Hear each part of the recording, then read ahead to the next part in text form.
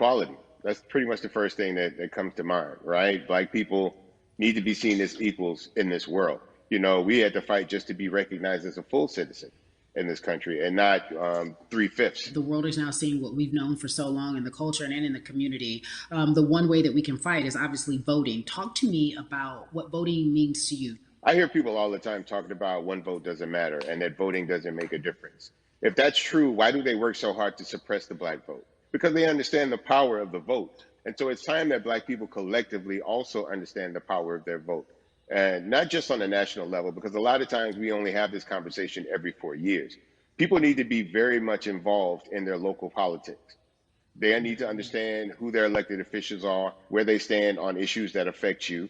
And you need to use your vote to either support the ones that care about you and your condition, or to elect people who do. A newer initiative that we're dealing with is educating felons, right? So in the state of Texas, if you're a felon, right, if you've been to jail or to prison, but you're no longer on probation or parole, you have the right to register to vote.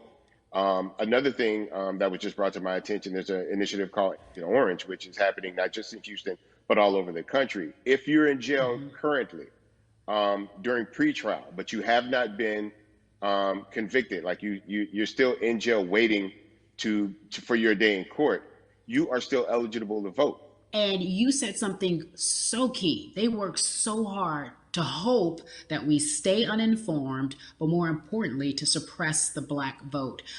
If you could do one thing with this message that we're trying to send today about how important voting is, what type of images would you like our people to understand and see when they go to these polls and vote, or when they cast their ballots? I think the images that we've all seen, for decades in this country, if not seen black people oppressed, we've seen black people attacked. So every time you look back and you see those old black and white images of people of color being attacked by dogs and people of color being sprayed with hoses, that's what they were fighting for. Back then, they were just fighting for a chance to vote.